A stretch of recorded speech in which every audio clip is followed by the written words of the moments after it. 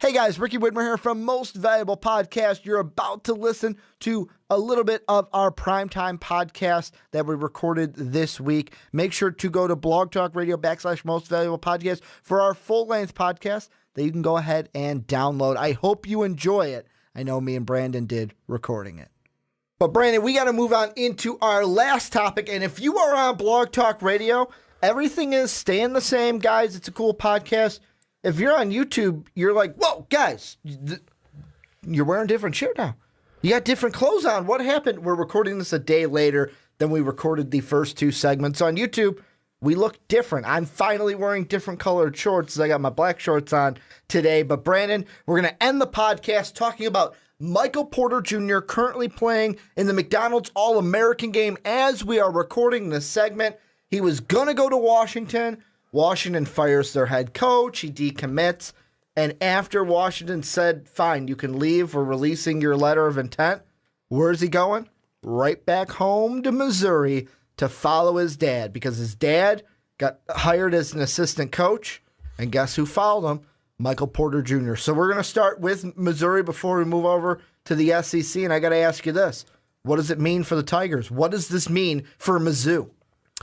Well, I think it might mean that they might win 3 games in the conference this year.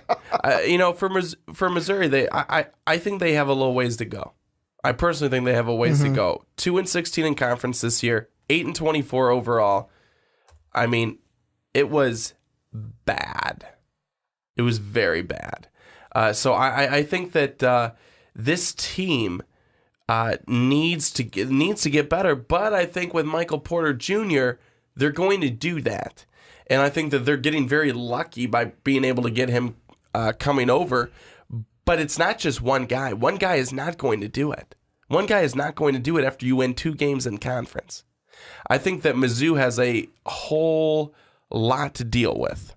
And it's going to be really interesting how it plays out. But again, like I said, Michael Porter Jr. is going to be a huge addition. But he can't be all. He can't be the only thing that they bring in. Well, and the thing that I like how everyone's talking about, they're like, oh, well, this could make Missouri a viable team in the SEC. They can find and bring in other. I look at it as garbage piece players. How does it make them a viable? I want to know.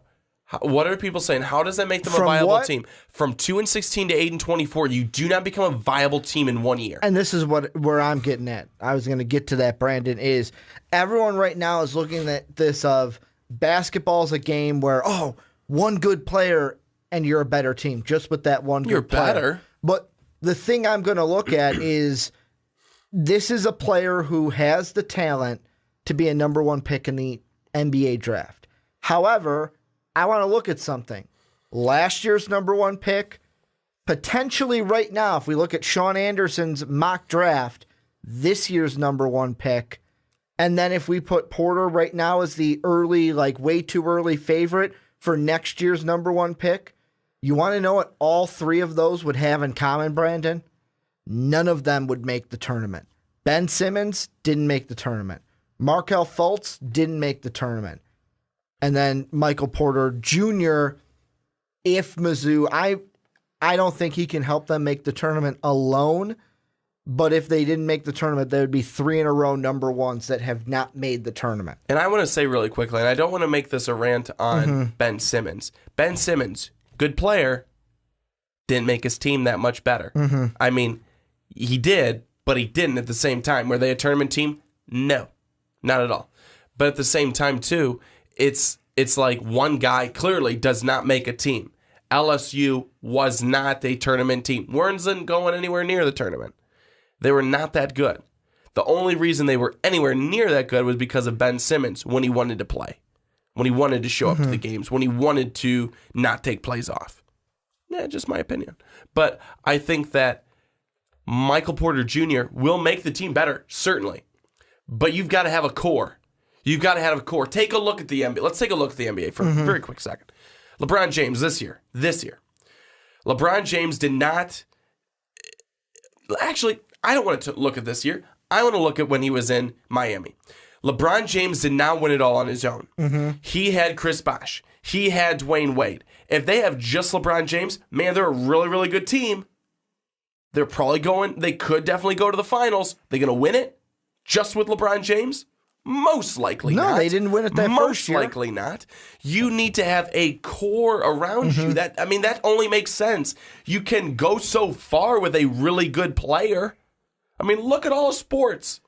The White Sox could only go so far with Chris Sale. The Cubs could go so far with some of the good guys they had here and there for a number of years. You need a core. The Cubs had a core this past season, these past 2 years.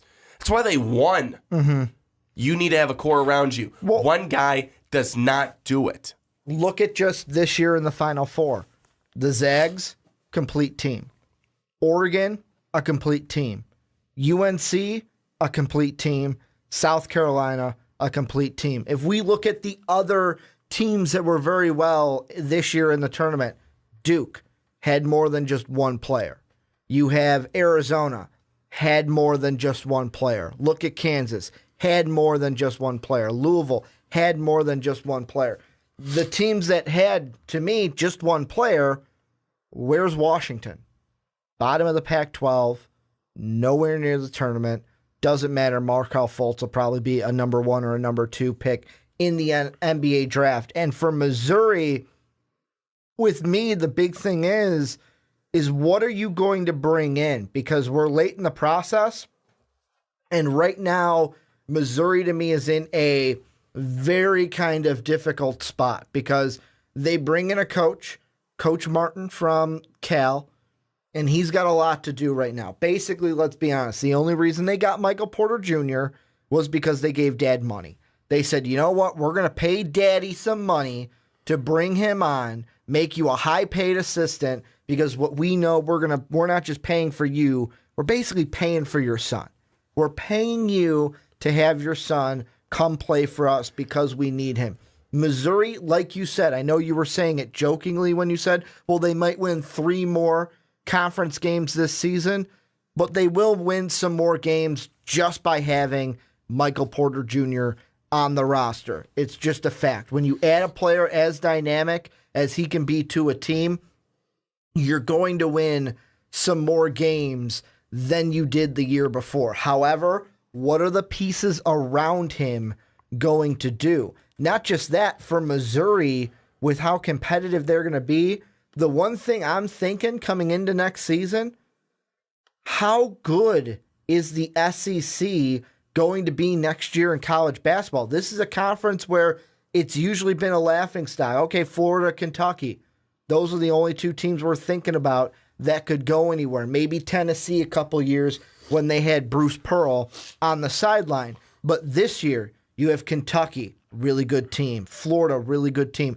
Arkansas was a really good team. Almost beat the number 1 seeded Tar Heels in their region of the bracket. South Carolina, they're in the Final Four. Florida, I forgot to mention, they were an Elite 8 team this year, along with Kentucky. Then you have teams like Vanderbilt, who put up a fight this year.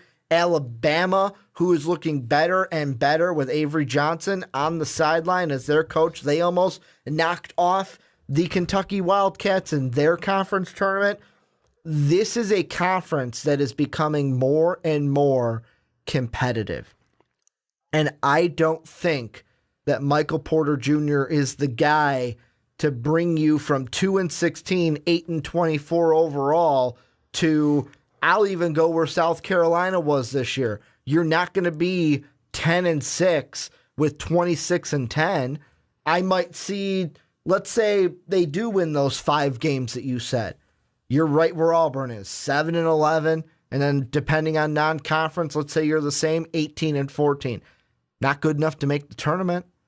Definitely not good enough to make the tournament. But the thing that was going to be interesting is what kind of a player Michael Porter Jr. is, because although we both agree it doesn't take just one player to bring a team somewhere, can he be that leader that both me and you last year knocked Ben Simmons for it? Great talent, don't think he can lead a team. Same thing I'm having this year. Markelle Fultz, great talent, but I'm going to pick Lonzo Ball because he's a great talent and a great leader on top of it. I just don't think that Fultz is a leader compared to Ball. Is Porter going to be that leader on top of a great player? Can I ask you a question really Go quickly? It really has nothing to do with Michael Porter, but how do you see Lonzo Ball as being a better leader? What has he done that shows that he's a better leader? The thing is, I look at him, and he's said it in interviews, and I get it in his attitude. It doesn't matter how much he's scoring. It does not matter if he's the leading scorer, if TJ Leaf is the leading scorer, if Alfred Son is the leading scorer, as long as the team wins the game. Like, he was asked on the Herd, well, what do you think of you scored 11 points here, 8 points here, 5 points here? That's off, but you get it. It's less and less each time. Teams figured you out. He said, we got the win. As long as we get the win, it doesn't matter who's scoring. And with Michael Porter Jr., kind of to relate that over back to him, is that the kind of player he's going to be at Mizzou? Is it going to be a sense of, well, fuck it, I'm here, we're not going anywhere, I'm just going to try to put the team on my back and inflate my own stats because I'm going to be gone after a year? Or is it going to be something where it's, hey, you know what? This team, I can be the leader of it, and it doesn't matter if I have the most points. If I have a player that's open in the corner, I'm going to pass to that guy. If this guy has the hot hand and I'm cold that night, am I going to go to him a little bit more than trying to shoot myself out of a funk because I'm the quote-unquote number one player on this team? That, to me, is going to be the question that we need to answer with Michael Porter Jr. coming out of high school before we can even speculate where Missouri is going to be in this SEC, because it's one of those things, too, where I read an article today where I want to say it was from KansasCity.com or the Kansas City newspaper, and they said that don't expect Michael Porter Jr. to necessarily be a one and done. And I was like, well, I'm going to expect him to be a one and done. Number one coming out of high school usually means number one going into the draft. And when that cha-ching starts talking, players leave for it every time. Players leave for the money every single time, especially when you have that number one next to your name in mock drafts. But next year at Missouri, what kind of player are we going to get from Michael Porter Jr. leader-wise? Is he going to be the leader of this team, or is he just going to be, hey, you know what? I'm going to try to will this team to middle of the pack in the SEC and inflate my own stats? I think that with him, and he's coming in, he's definitely got size, and he's got a good outside shot. So he's going to be able to score them some points. And I think that that's what is going to make him, I think that that's one of the things that's making him so attractive for teams, and why Mizzou is got to be very happy to have him. So you like you said, you kind of have to think you worry about him possibly a one and done. But what else? What can you do as an institution to make sure that he's not a one and done? What can you do as Mizzou? Because how I see it is, okay, you're LSU. Going back to Ben Simmons, you're LSU. Ben Simmons is there for 1 year. What attracts you more than 1 year to LSU? Because your program isn't going anywhere. He was gone after this past year. It didn't go anywhere. How as Mizzou, how are you going to attract a player, a solid player, one of the best players possibly coming out into college? How do you attract him to stay? With me, the thing that I look at is I think it's all on Coach Martin. And the reason why I say that is look what happened with Washington when they fired their head coach. Michael Porter Jr. was really connected to the head coach. As soon as he was fired, he even said in an interview, he kind of felt like, whoa, I can't believe, like, he's like, I thought they'd give him one more year so that it's like, okay, look what we can start with me here. Like, give him one more chance to see there are bigger things on the horizon. And if Mizzou wants him to stay more than 1 year, it starts with Coach Martin. This is the culture I am trying to build right from day one here at Mizzou.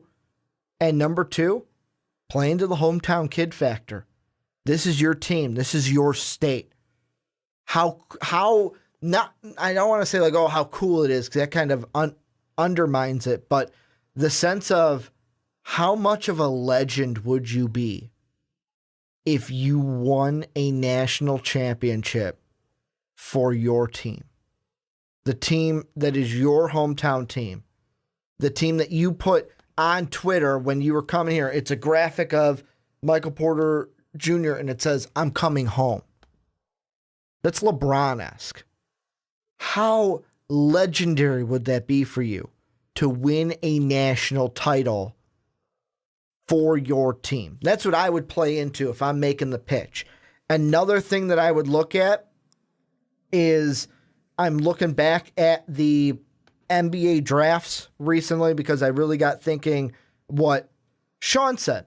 And it's one of those things where if Fultz goes this year and then let's say Missouri doesn't make the tournament and Porter goes after 1 year, how many teams didn't make the tournament yet their player is still number one? And I look at everyone before that. Karl Anthony Towns made the tournament. Wiggins made the tournament.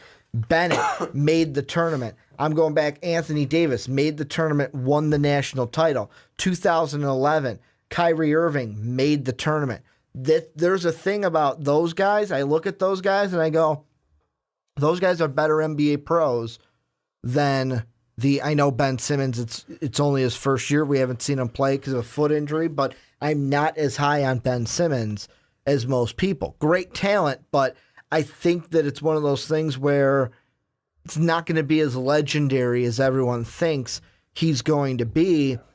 And I would say to Michael Porter, I go, we got to make the tournament. You got to make the tournament to help your draft stock and kind of feed into that. Now, would that work? It all depends on Michael Porter Jr. and his personality. Because if he's going to be a guy that when the big lights start shining and the cha-ching, cha-ching, the registers keep playing and the money goes to the eye, there's no keeping him. But if he's a guy that's like, you know what, I can come back another year, then that's how you keep him. You play to the hometown strings. You play to the look at what we're building here. You play to that relationship between coach and player. And the one thing I look at Coach Martin, and he is nothing like Coach Calipari. And I don't say that like, oh, you know what, Coach Calipari's been to this many Final Fours and this many national tournaments. I look at it the fact of Coach Cal is what he is. He's a great coach, but when he sits down in a recruiting table, he usually tells the player, my goal is to get you to the NBA. That's what it is. How many times do we talk about how many Kentucky players go in the first round? How many one and dones do we see from Kentucky? That's just what Coach Cal is. And there's nothing wrong with that. But Coach Martin is not that. And he needs to really play at that hometown and really play it. We're trying to build something special here, and you can be at the center of it for 2 to 3 years to come. So that's kind of my long answer to answer your question of how do they get them to stay for 1 year? That's how they do it. And I'm interested to see how they're going to use this, because I think that ultimately at the end of the day, that's what they have to do. Because a guy like this, you can't, and really with a program like Mizzou, with how bad they are and how poor they've done recently, you don't want to have a one and done. Can't really afford it. You want to have a guy who comes in who's going to be good, who's going to stay for at least 3 years. I mean, that's what you want to see. You can build a program around that. Can't build a program around one and doneers. Well, unless you're Coach Cal. You can if you're Coach Cal. Yeah. But also looking at Kentucky now. They didn't win. They got to Elite Eight. It's not winning. They've got one and doneers on that team. And I think that you want to be able to build it around guys who are going to stay for the long haul. That's what I think is really important. And if you don't, then what are you left with? A lot of guys who had good talent and your team did good. Who cares? Who cares? My team did good. They did well. We competed. Who gives a crap? If you didn't win, if you didn't successfully get to the tournament, make a run, does it matter? Does it matter if you're the best player in the country? Does it matter? The guys were good. If they're one and doneers, if they don't stay for a long haul, doesn't matter. And the one thing I'm looking at is I was watching today what you were saying kind of sparked something in my mind. I was watching some of the All-American game today while I was eating dinner before I came to the podcast tonight. And the one player that they had on for to kind of sit there was Richard Jefferson. The Cavs are in town. He's going ahead and saying, you know what, I'll be on the sideline for ESPN. They interviewed him, and he was kind of talking about his Final Four team that I want to say was the 2001 Arizona Wildcats was that Final Four team that he was talking about. And he was kind of naming all of the players that were on that roster. And I'm trying to pull it up right now where he said, yeah, this is it. So he said, you look at that roster that we had, that was his junior year. He said, you look at it, we had, Gilbert Arenas on that team, Luke Walton on that team, Michael Wright on that team. He said, we had some good NBA pros on that team. Let's be honest. Probably the big three of that would be Arenas, Walton, and then Richard Jefferson. Probably the ones that people know the most. But they had guys like John Ash was on that team, Lamont Frazier on that team, LaRon Woods on that team. And I look at it and I go, yeah, Gilbert Arenas and Luke Walton were sophomores that year. Richard Jefferson was a junior that year. And he even mentioned, he said, the thing that helped me the most when I got to the pros was having that experience, that Final Four experience as a junior. And he kind of talked a little about that. And the moral of the story that I got from RJ was basically you're saying staying in college and going to my junior year helped me out in the long run as a pro. Because, of course, every rookie, when you come in, you hear the stories about how, oh, this veteran, my rookie year, really helped me out. Kind of took me under their wing. You're always going to get that. Always need a veteran to kind of take you under the wing, show you what to do, show you what's right, show you what's wrong, because it's a big world out there. And when you're coming out of college, you don't really know what to expect. But to say I kind of like having that experience helped me spoke a lot to me. And that's something with Michael Porter Jr. I can relate it to, because one and done in Mizzou probably won't do you much. Will not do you much at all. It's basically at that point, I'm only playing here because I couldn't be like Kobe Bryant, LeBron James, or Kevin Garnett, meaning I couldn't come right out of high school. That's what you'd be saying. And I don't want this conversation to turn into, oh, well, Michael Porter should stay at Mizzou. It's really his choice at the end of it. But I just find it funny that a pro, while he's playing in that All-American McDonald's or McDonald's All-American game, mentioned that, staying there. And that's something that maybe could benefit Porter Jr. by staying there with Coach Martin, with his dad on that coaching sideline, developing. I'm not saying he has to stay all 4 years, but maybe he can help build Mizzou then into a program.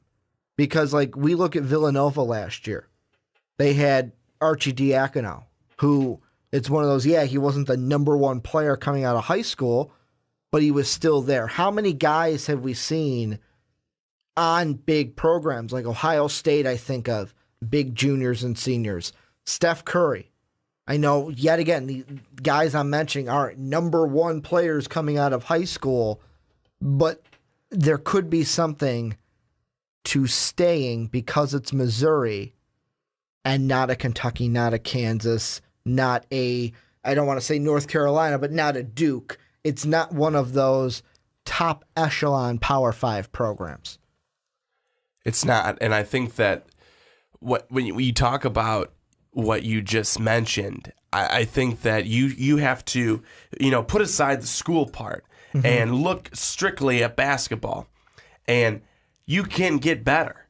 I mean, don't ever think that... honestly, think that you're the best. That's great. But there's always someone better, isn't there? Right? I mean, right? I mean, even... that's what I feel like we've always been told. You know what? Don't ever settle, because there's going to be someone better who comes along and does more or does it better or something like that. It happens, and it can happen if you're not working hard all the time. And I think that's where it's kind of like, stay in college a little bit longer, perfect everything that you possibly can, go into the NBA, the possibly best player that you can coming out of college. Buddy Hield stayed in college, fixed his whole shot. He was shooting with the wrong hand. Now, is everyone going to be like Buddy Hield? No. But the story can be, you stayed in college, you became a better player, you developed a little bit more, and you're going to be better than the one and doneer who came out, is trying to develop now in the NBA and is not having as much success as you are because you stayed, and you're coming out still young, planning to learn, planning to develop, but you're not as raw of a talent as he is. I might have a little bit of an example based off of what you said, where you're like, you might not be as... Just listen. So, okay, 2013, you talked about the upperclassmen. The first guy that came into my head, Victor Oladipo at Indiana. Sure. Junior. Who went right before him in the draft? Biggest bust of recent years, Anthony Bennett, was only a freshman. Who went right after him? A sophomore in Otto Porter. Another sophomore in Cody Zeller. But if I look at just the freshmen from that, I'll look at the top 15. The freshmen that came out in that top 15, Anthony Bennett, Nerlens Noel, and then you have Steven Adams and Shabazz Muhammad. Those are the guys who were freshmen who got drafted in the top 15. Anthony Bennett, bust. Nerlens Noel got drafted by the Sixers. We're talking, like, all this year we've been talking about they're going to trade him. Eventually he finds a home, and now he's kind of trying to find things in Dallas, but never really had anything going in Philadelphia. Didn't really show that he had anything going. Also, he had injury problems as well. Then you look at Steven Adams, where really didn't do anything special until last year. Last year in the playoffs was the first time you really heard Steven Adams' name. And that was 3 years down the line. This last year would have been his senior year in college. Where did Steven Adams go? Pittsburgh. Would have been his senior year at Pittsburgh if he would have stayed. But you look at a guy like Victor Oladipo. Did he do anything special in Orlando? No, but he was a viable starter. A viable starter. What happens? After a little bit in the NBA, also 3 years, a team like Oklahoma City looks at him and goes, we're going to trade for him. Now, an older player is looked at as a piece to this Oklahoma City team that lost something in Kevin Durant. So I look at that. I go, you know what? If you come out as a freshman and can go to the pros, great, go to it. It's like Richard Jefferson said. He said, I am all for, if you can come out of high school and play in the NBA, more power to you. But that's not everybody. He's like, back in the day, it used to be kids went to college just to play. Like you saw more junior, senior, sophomores. He's like, back in my day. He said, if we just take away the one and done, kids will go to college, and the ones that want to be there will be there, and they'll stay through their junior year. And we won't see as many one and dones because I'll try to go to the NBA. Well, in Michael Porter Jr.'s case, I may try to make the case of, let's try to do something like Victor Oladipo at Indiana. And I use the big, like, I can't help but think of the Big Ten in my head. Because, Brandon, you tell me, how many one and dones can you name off the top of your head from the Big Ten? Zero. Look at Michigan this year. Rockman, Walton, Wagner, all upperclassmen. I think Wagner was the only freshman, but Walton and Rockman, even, I'm missing his name, Irving, upperclassmen. Look at Illinois when they went to the national championship. Upperclassmen. The Hoosiers with Victor Oladipo, Yogi Ferrell playing through his senior season. Ohio State, all the great players that they had, upperclassmen. Michigan State. Michigan State, too. Draymond Green wasn't a one and done. I think that Michael Porter Jr. will be an interesting case because he is going to be the one that I think kind of, if he stays, might change the landscape in college basketball of, wait, you mean if I'm the number one recruit coming out of high school, I don't have to go to the NBA? It's not just I go to a team for 1 year and I go to the NBA. That's what's going to be important. But the one thing I want to switch into, because we are kind of getting long on this segment, is I want to end this with wrapping up. What does Michael Porter Jr. coming to Mizzou do for the SEC? Because I've mentioned Wildcats are good, Gators are good, Gamecocks are good. We've got Alabama coming up. Vanderbilt's a viable team. What do you think this does for the SEC? Does this make the SEC a tougher conference because what we've seen? Or does this just mean the bottom of the conference got a little bit tougher, but it's not going to change much? I think that for now, it remains to be seen. But I would like to think that it means, okay, now even the bottom doesn't want to be on the bottom anymore. They want to make a run.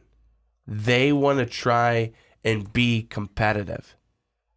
And I think if they're able to do that, then SEC basketball may start to make a little bit more of a name for itself. This year was huge for SEC basketball. Kentucky in the tournament, Florida, South Carolina, Arkansas, and all those teams did pretty well. Pretty darn well. And you want to know a big piece of news that even adds in more fire to the conference? Robert Williams, a guy who everyone's mocking him around end of the lottery, 15, 16, maybe even 14, has come out and said, I'm coming back to Texas A&M for my sophomore season. So it's another guy saying, I am going to forego the NBA, come back for a sophomore season, and make Texas A&M, throw them into the pot now because they have him coming back. I think that what it does overall is it forces everyone else to be more competitive. You know, a team like let's just say a Florida can't look at Mizzou and say, automatic win. You hope that that's what it's like because you want every team, every game to be competitive. It only makes you better as a squad.